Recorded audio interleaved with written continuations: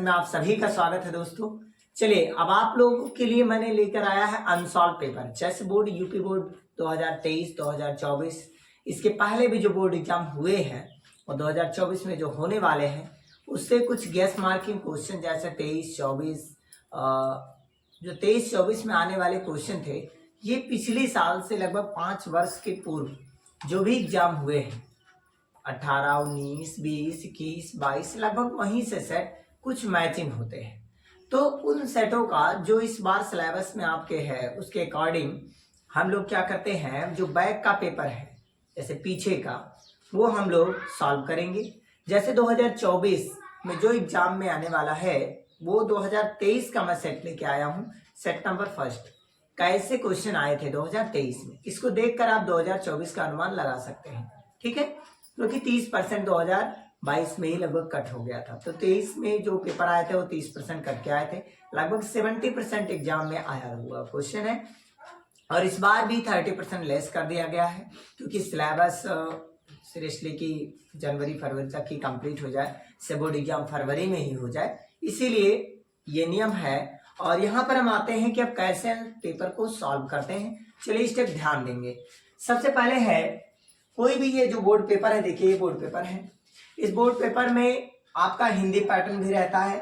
देखिए UP board Hindi medium, और इसके बाद ये जो आपको दिख रहा है ये यूपी बोर्ड सीबीएसई है, जिसकी यूपी बोर्ड इंग्लिश मीडियम बोलते हैं, जिसको इंग्लिश मीडियम बोलते हैं, इसको यूपी बोर्ड इंग्लिश मीडियम। ठीक है, क्योंकि माध्यम दो होता है, जैसे यूपी बोर्ड ही रहता है लेकिन कुछ में लिखा रहता है माध्यम अपने ऊपर होता है। आप हिंदी भी चूज कर सकते हैं और इंग्लिश भी चूज कर सकते हैं, और आप इसकी पोर्शन पे सीबीएसई अगर लेते हैं तो पैटर्न चेंज हो जाता है। ठीक है, बाकी इसमें ही रहता है।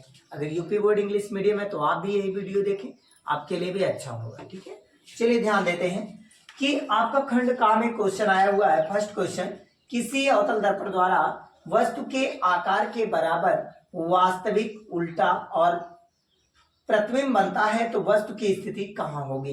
देखिए जब कौन सा दर्पण है, पहले ये ध्यान दें, अवतल दर्पण है, और अवतल दर्पण में यदि कोई चीज वस्तु के बराबर है, कैसे कैसे केस है, वस्तु के बराबर है और कैसा है, उल्टा है, और कैसा है, वस्तु के बराबर उल्टा, तथा कैसा दिया गया, वास्तविक भी है। कैसा है, वास्तविक।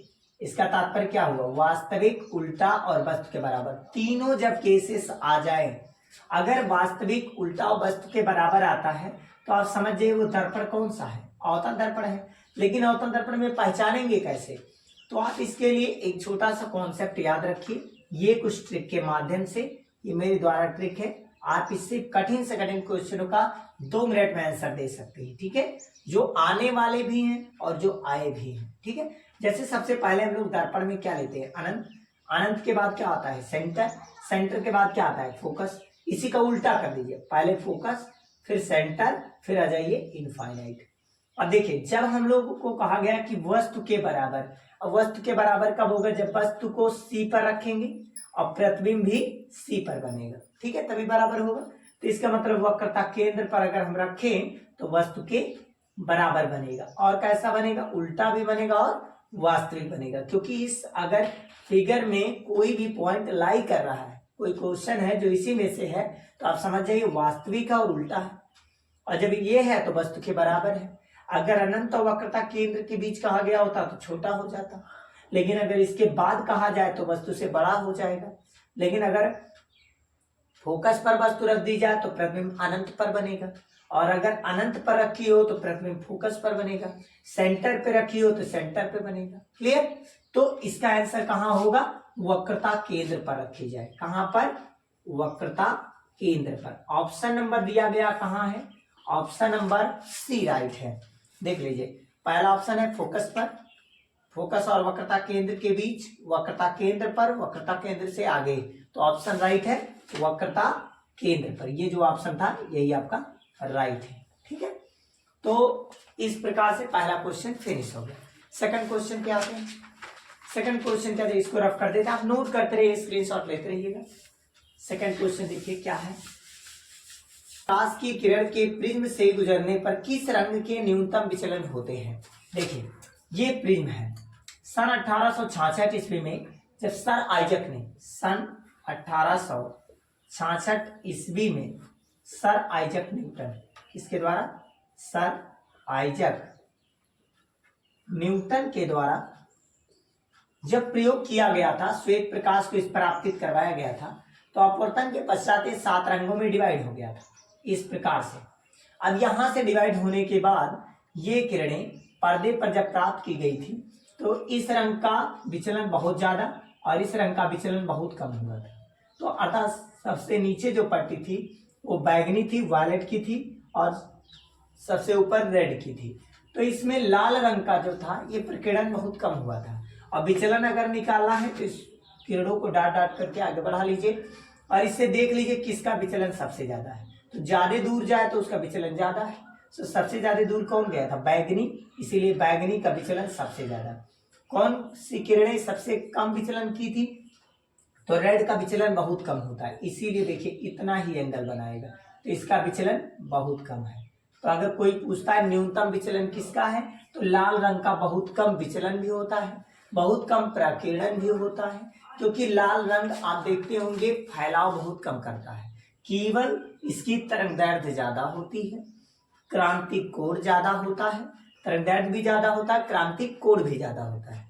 इसीलिए खतरे के सिग्नल में लाल कलर यूज किया जाता है, क्योंकि इसका प्रकीर्णन बहुत कम होता है और दूर से आसानी से दिखाई दे जाता है। इसीलिए अगर ऑप्शन में ये पूछा गया है कि कौन सा कलर यूज करें, किसका विचलन न्यूनतम होगा, तो ऑप्शन आपको क्या लगाना चाहिए था? लाल, क्योंकि लाल रंग का विचलन सबसे कम होता है, ये न्यूनतम विचलन व्यक्त करता है। कौन सा विचलन? न्यूनतम विचलन। सबसे अधिक विचलन किसका होता है? सबसे अधिक विचलन बैगनी का होता है, ठीक है। और शॉर्टकट में अगर बैगनी बिना ऑप्शन में दे तो आपको सिंपल तरीके में याद रहना चाहिए विबग्योर, विबग्योर। सबसे अधिक विचलन किसका होता है? बैगनी का। बैगनी ना ऑप्शन में दे तो इंडिगो देगा, आसमानी, आसमानी ना दे तो ब्लू देगा, ब्लू मीन्स नीला, जी देगा, जी मतलब ग्रीन, ग्रीन मीन्स हरा, अगर ये नहीं देगा तो येलो देगा, येलो मतलब पीला, ओ मतलब नारंगी ऑरेंज होगा, और आर मीन्स रेड मतलब लाल होगा। सबसे कम विचलन लाल का, सबसे अधिक विचलन बैगनी का, सबसे अधिक प्रकीर्णन बैगनी का, सबसे अधिक अपवर्तनांक बैगनी का। क्लियर? अगर मध्यवर्ती रंग पूछा जाए तो आप बताएंगे पीला। मध्यवर्ती रंग कौन है? पीला, इसीलिए जो मध्य का रंग है उसी का नाम है पीला, ठीक है। चलिए तीसरे क्वेश्चन पर आते हैं, इससे 2024 में भी आने वाले प्रश्न क्लियर हो जाएंगे, ठीक है। चलिए नेक्स्ट क्वेश्चन पर आते हैं, क्वेश्चन नंबर 3।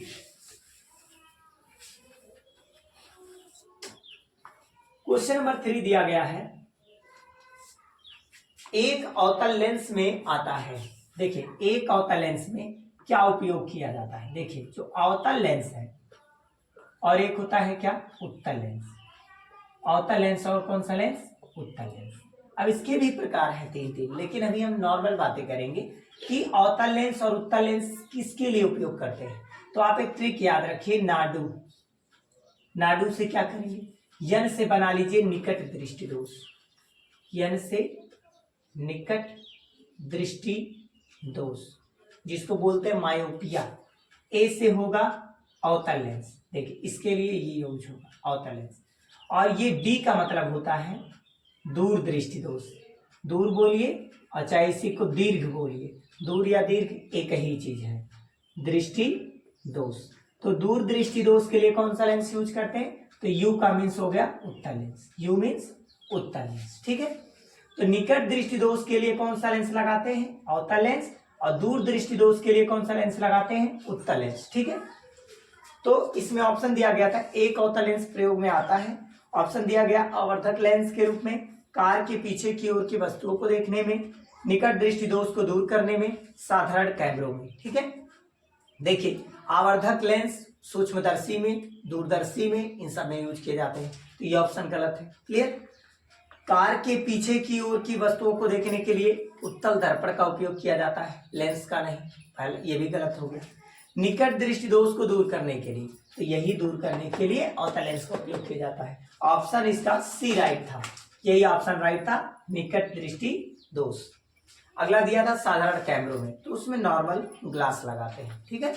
चलिए अगले क्वेश्चन पर आते हैं, क्वेश्चन नंबर 4। ये नोट कर लीजिए रे, जिससे आगे वाले 2024 में जो भी 2024 में क्वेश्चन आए वो भी हो जाए अच्छे से।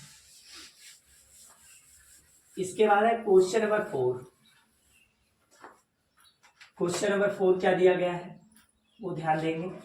क्वेश्चन नंबर 4 है, आंख में प्रवेश करने वाली प्रकाश की मात्रा को नियंत्रित कौन करता है। देखिए आंख में जो प्रकाश जाती है, आंख में प्रवेश करने वाले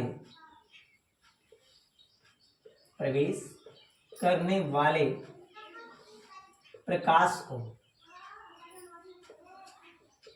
को नियंत्रित कौन करता है, तो पुतली करता है। कौन करता है, पुतली, जिसको इंग्लिश में प्यूपिल कहते हैं। ठीक, प्यूपिल या बोले तो नेत्र तारा, क्या बोलते हैं इसको, नेत्र तारा। यही नेत्र तारा या प्यूपिल यही प्रकाश को नियंत्रित करता है, क्योंकि ये जब ज्यादा प्रकाश हो जाता है तो पुतली ऑटोमेटिक छोटी और कम प्रकाश में पुतली ऑटोमेटिक बड़ी हो जाती है। जबकि अगर क्वेश्चन आ जाए समंजन क्षमता से क्वेश्चन अगर आ जाता है तो क्या करेंगे, समंजन क्षमता का जिम्मेदार कौन है, मतलब फोकस दूरी को कम या ज्यादा कौन करता है, या नेत्र लेंस की फोकस दूरी को कम या ज्यादा कौन करता है। तो इसका जिम्मेदार अगर पूछता है कोई तो आप बताएंगे पश्चमाधि मांसपेशियां। लेकिन कब, जब ऑप्शन में ये कहा जाएगा कि फोकस दूरी को कम या ज्यादा कौन करता है, फोकस दूरी को नियंत्रित कौन करता है, तब आप ऑप्शन लगाएंगे पश्चमाधि मांसपेशियां। इसको इंग्लिश में कहते हैं सिलियरी मसल्स। ठीक है, ये पश्चमाधि मांसपेशियां फोकस दूरी का जिम्मेदारी लेती है। जबकि आंख में प्रवेश करने के लिए जो प्रकाश नियंत्रित करता है वो करता है पुतली, इंग्लिश में बोले तो प्यूपिल। ठीक है, चलिए नेक्स्ट क्वेश्चन पे आते हैं, नोट करते रहिएगा। आपका ऑप्शन नंबर राइट है पुतली। ठीक है, अगला क्वेश्चन, क्वेश्चन नंबर दिया गया है 5। क्वेश्चन नंबर दिया गया है, विद्युत परिपथ में विद्युत शक्ति का कौन सा सूत्र सही है। देखिए विद्युत शक्ति के कितने सूत्र हैं, विद्युत शक्ति के 3 सूत्र निकलते हैं। कौन कौन से, देखिए P = W/T होता है। ठीक है, इसी को हम लोग क्या कहते हैं, कार्य करने की या वैद्युत ऊर्जा के व्यय होने की जो दर है वही शक्ति कहलाती है। ठीक है, अब इस शक्ति में कई फार्मूले, 3 फार्मूले हम लोग बनाते हैं। जैसे कि आपको पता होगा 3 फार्मूले कौन कौन से, W = होता है VIT, W = होता है I²RT, W = होता है V²T/R। ये 3 फार्मूले होते हैं W के। ये तीनों पुट करके आप पावर के तीनों रूप निकाल सकते हैं। तो P = क्या हो जाएगा, W के प्लेस पर क्या पुट करेंगे, VIT/T, T से T कैंसिल, तो बोलिए क्या आ गया, P = VI। एक सूत्र ये बन गया। दूसरा सूत्र आप निकाल सकते हैं, P = W के प्लेस पे रख सकते हैं I²RT और नीचे पे T है, T से T कैंसिल कर देंगे तो क्या आ जाएगा, P = I²R। ये भी एक सूत्र मिल गया। तीसरा सूत्र ये मिल गया, P = W के प्लेस पर है V²T/R और नीचे T है ही है, T से T कैंसिल, बचा क्या, P = आ गया V²/R। ये भी सूत्र। अब तीनों सूत्र में देख लीजिए कौन सा सूत्र आपका मैच कर रहा है। देखिए पहला दिया P = IR, तो P = VI होता है, IR नहीं होता, पहला विकल्प गलत है। दूसरा दिया P = I²R, P = I²R, देखिए सही है, इसलिए ऑप्शन नंबर कौन सा राइट है, बी ऑप्शन राइट है आपका। ठीक है, जो क्वेश्चन पेपर में बी ऑप्शन राइट है। अगला क्वेश्चन दिया, एक विद्युत धारावाही सीधी लंबी परिनालिका में विद्युत क्षेत्र क्या होता है। तो विद्युत क्षेत्र अंदर सभी जगह समान होता है, लेकिन कब, क्योंकि उसके अंदर एक रोड रखी गई होती है, एक चुंबकीय क्षेत्र रखा गया होता है। जैसे आपके पास ये कोई प्लास्टिक है और इस प्लास्टिक में कोई एक तार लाएं और इसको लगा करके इसमें हम लपेट दें इस प्रकार से। ठीक है, इसी प्रकार से इसमें लपेट दें तो ये क्या बन जाएगा, धारावाही परिनालिका बन जाएगी। क्या बन जाएगा, ये धारावाही परिनालिका। और इस धारावाही परिनालिका में क्या होता है, धारावाही परिनालिका में क्या होता है, इसमें धाराएं ऐसे भी निकलती हैं। ठीक है, इस प्रकार से भी निकलती हैं। तो अगर इसके अंदर चुंबकीय क्षेत्र है, चुंबकीय बल रेखाएं जा रही हैं, तो चुंबकीय क्षेत्र सभी जगह क्या होगा, एक समान होगा। कैसा होगा, एक समान। लेकिन अगर बीच में कोई रेखाएं नहीं जा रही हैं, कोई भी रेखा ना जाए, तो जब रेखाएं नहीं जाती हैं तो उसको हम लोग कहते हैं उदासीन बिंदु। कौन सा बिंदु? उदासीन बिंदु, न्यूट्रल पॉइंट।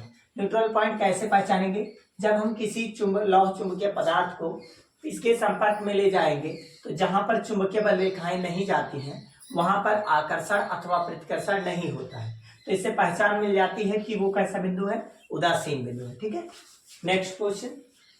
इसके सभी बिंदुओं पर क्या होता है? चुंबकीय क्षेत्र समान होता है। ठीक है, ऑप्शन ये लगाइएगा। नेक्स्ट क्वेश्चन क्या दिया गया है? दिया गया है भारत में प्रत्यावर्ती धारा की, क्वेश्चन नंबर 7 है। भारत में मतलब अपने इंडिया में अगर हम लोग देखें, ठीक है, अपने इंडिया में, अपने भारत में अगर हम लोग देखें तो एसी की आपूर्ति के लिए, एसी की आपूर्ति के लिए कितने हर्ट्ज की आवश्यकता होती है? तो एसी की आपूर्ति के लिए आप सभी को पता है एसी समय के साथ इसका परिमाण और दिशा लगातार दोनों बदलता है, परिमाण भी बदलता है और दिशा भी बदलती है। इसीलिए 50 बार ये कहा जाता है, 50 बार इसलिए कहा जाता है क्योंकि 50 बार ऊपर 50 बार नीचे, टोटल 100 बार। और एक चक्कर पूरा करने के लिए आधा ये माना जाता है, आधा ये माना जाता है। तो आधा आधा क्या हो गया?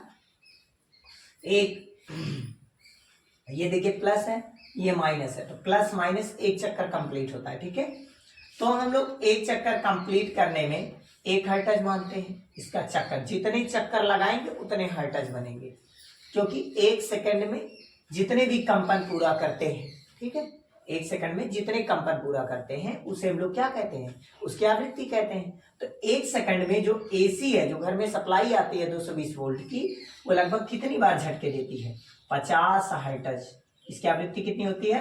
50 हर्ट्ज। अगर ऑप्शन में आता है तो 50 हर्ट्ज आप लगाएंगे। ठीक है, जबकि विदेश देश में चले जाएंगे इंडिया छोड़ के तो हो सकता है प्लस माइनस में 5 कम या ज्यादा हो जाए, या तो हो सकता है वहां पर 45 भी हो सकता है, 45 हर्ट्ज, या फिर हो सकता है 55 हर्ट्ज। ठीक है, लेकिन अपने इंडिया की बात करें तो 85 हर्ट्ज है। क्लियर? चलिए नेक्स्ट क्वेश्चन क्या है? अब क्वेश्चन नंबर खंड का फिजिक्स का क्वेश्चन कंप्लीट हो गया। अब क्वेश्चन हम लोग आते हैं केमिस्ट्री के। ठीक है, लोग नोट कर लीजिए। क्वेश्चन नंबर 8 क्या दिया गया है? क्वेश्चन नंबर 8 केमिस्ट्री आ गया। ठीक है, उपखंड 2 में की बात करेंगे। ठीक है, उपखंड खा बोलते हैं। यहां पर दिया गया है आर्सेनिक क्या है, हिंदी में लिखा गया है आर्सेनिक क्या है। आर्सेनिक का मतलब सिंबल में बोले तो इनको सिंबल में क्या लिखते हैं हम लोग? प्रतीक इनका क्या है? चलिए समझिए, सिंबल या प्रतीक कोई आपसे पूछता है तो एएस, एएस को हम लोग आर्सेनिक बोलते हैं। ठीक है ना, और ये आर्सेनिक कैसा है? तो आर्सेनिक उपधातु है। क्या है? उपधातु। ये सब उपधातु है। आर्सेनिक हो गया, जर्मेनियम हो गया।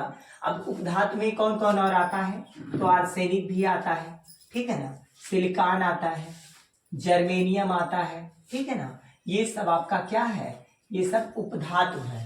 अगर कोई भी आपसे पूछता आर्सेनिक, सिलिकॉन, जर्मेनियम, ये सब क्या बोले जाएंगे? उपधातु में आएंगे। आपका कार्बन देख लीजिए, ठीक है, ये सब आपके उपधातु में आ जाते हैं। ऑप्शन ज्यादातर यही बोर्ड एग्जाम में आपको मिलेंगे। क्लियर?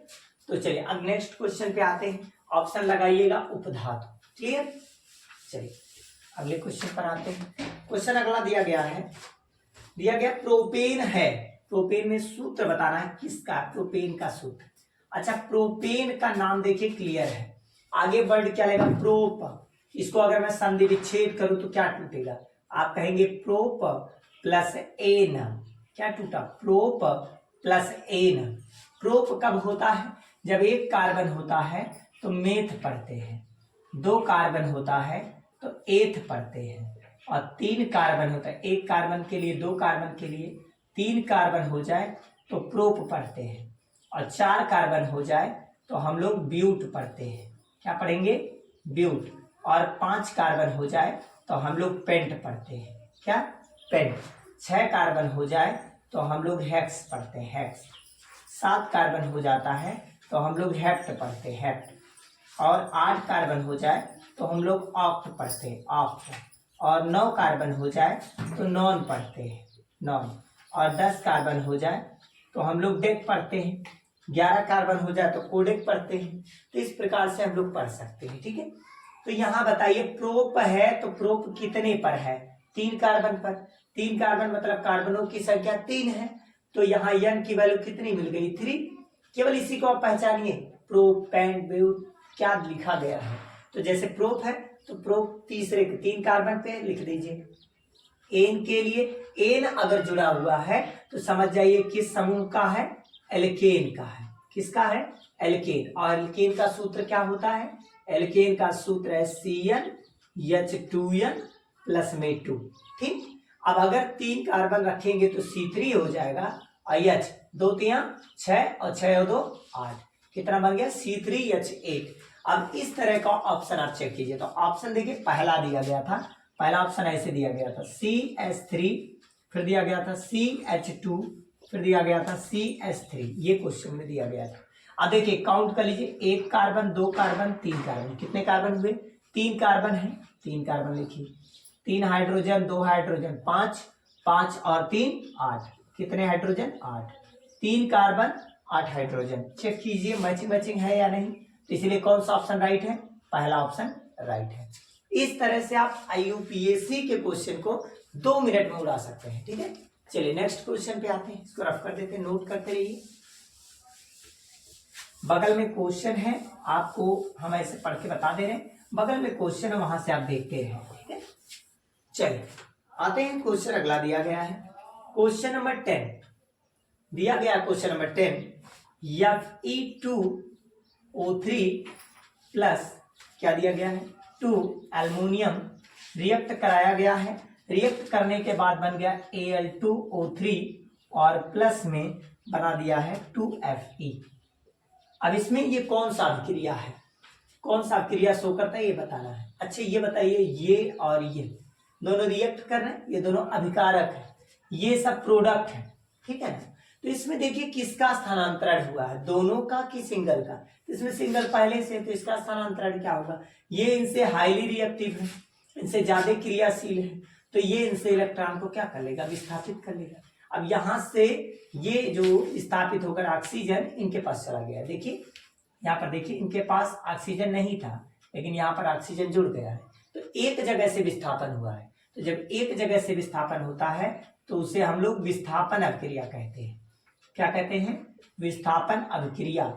और यह आप कहीं कहीं लिखा रहेगा एकल विस्थापन अभिक्रिया और कहीं कहीं लिखा रहेगा केवल विस्थापन अभिक्रिया, तो ऑप्शन लगाइएगा विस्थापन अभिक्रिया।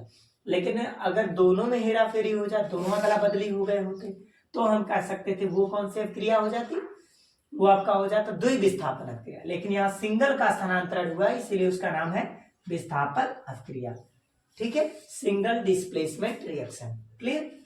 अगला क्वेश्चन है क्वेश्चन नंबर 11, देखिए क्या दिया गया, रफ कर देते हैं। क्वेश्चन दिया गया है कि जो पीरियोडिक टेबल है आधुनिक आवर्त सारणी, आधुनिक आवर्त सारणी में जो बनाया गया है, उस टेबल में ये बताना है कि उस टेबल में आपको बताना है कि जब हम लोग इधर से इधर जाते हैं, बाएं से दाएं, लेफ्ट टू राइट, ठीक, तो क्या बढ़ता है क्या घटता है। तो लेफ्ट टू राइट जाते हैं तो इसका जानते हैं परमाणु त्रिज्या बढ़ती है, क्योंकि परमाणु क्रमांक के आधार पर रखा जाएगा। तो परमाणु क्रमांक के आधार पहले छोटा रहेगा, फिर उससे बड़ा होगा, फिर उससे बड़ा होगा, फिर उससे बड़ा होगा।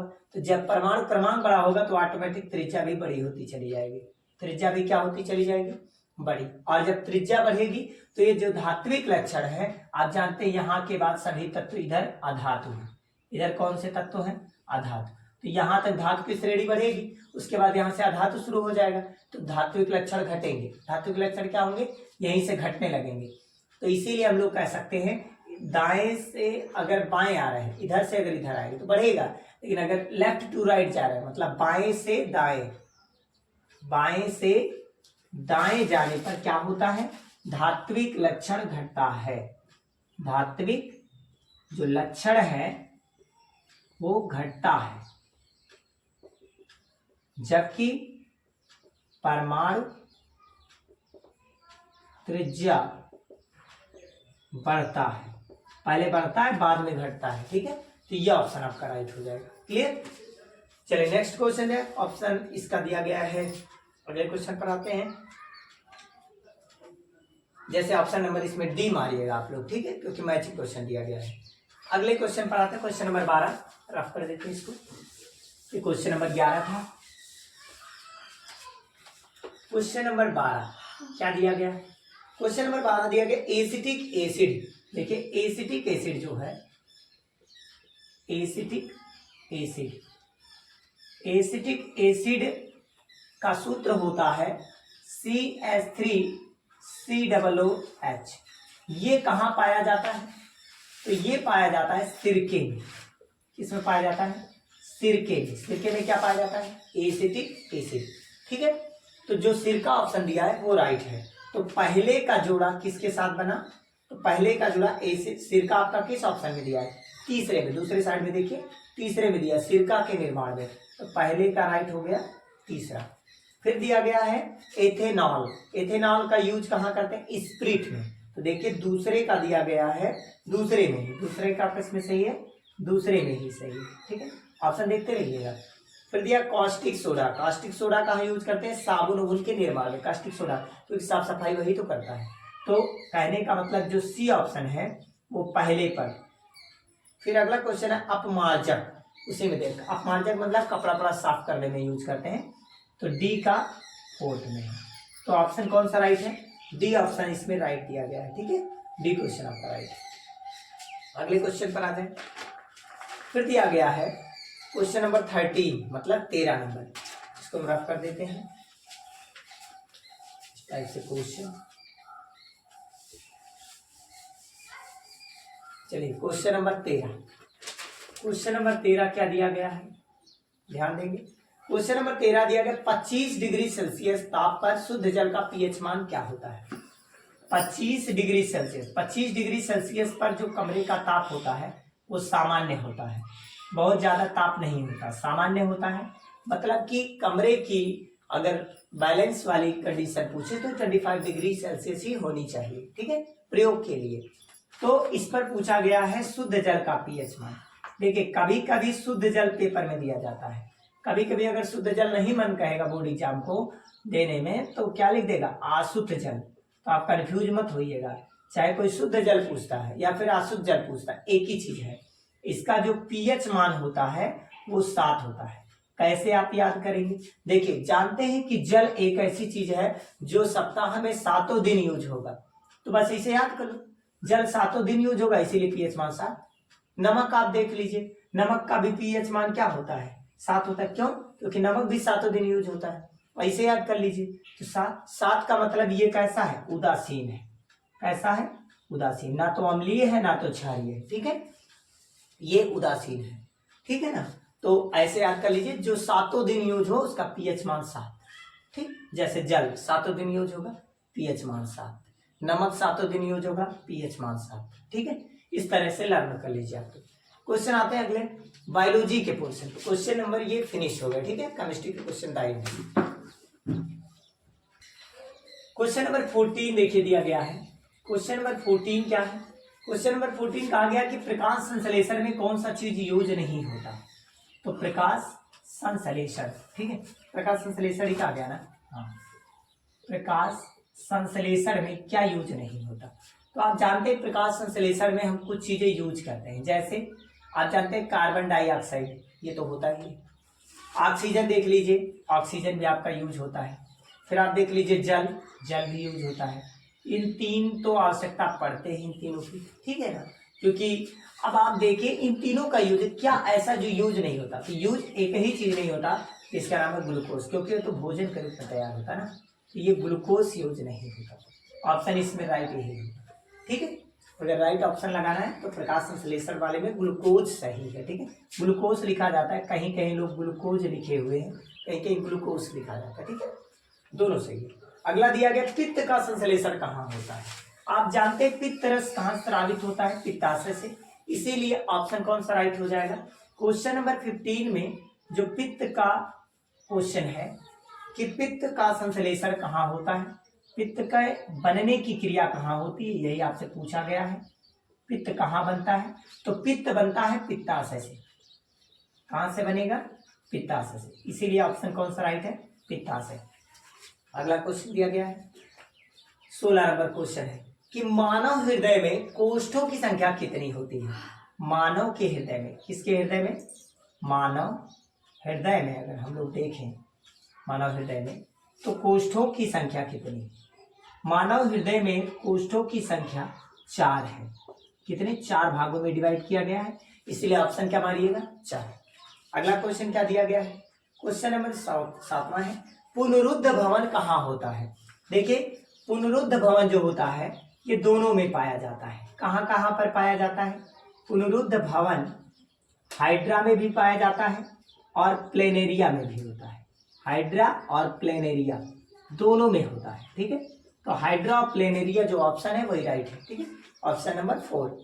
अगला क्वेश्चन है, पत्तियों द्वारा कायिक प्रजनन कहाँ होता है। क्वेश्चन नंबर 17 हो गया है। अब 3 नंबर आइए, स्क्रीनशॉट लेते रहिएगा। क्वेश्चन नंबर 18 दिया गया है, पत्तियों द्वारा कायिक प्रजनन कहाँ होता है। पत्तियों द्वारा कायिक जनन, पत्तियों द्वारा जो कायिक जनन होता है वो ऑप्शन दिया गया है ब्रायोफिलम में। कहाँ होता है, ब्रायोफिलम में यूज होता है। ब्रायोफिलम का एक नाम और भी है जिसको हम लोग बोलते हैं अजूबा, इसी का ही नाम है। तो ब्रायोफिलम में यूज होता है, ठीक है। नेक्स्ट क्वेश्चन है 19 नंबर। 19 क्या दिया गया है, डार्विन प्रसिद्ध है। डार्विन किसके लिए प्रसिद्ध है, तो देखिए डार्विन का सिद्धांत, डार्विन जो प्रसिद्ध है वो प्रसिद्ध है प्राकृतिक वर्ण, प्राकृतिक वर्ण सिद्धांत हेतु। प्राकृतिक वर्ण सिद्धांत हेतु के लिए कौन प्रसिद्ध है, डार्विन जी, ठीक, डार्विनवाद दिए थे ना। चलिए नेक्स्ट क्वेश्चन क्या दिया गया, किस देश को पवनों का देश कहा जाता है। क्वेश्चन नंबर 20, किस देश को पवनों का देश कहा जाता है।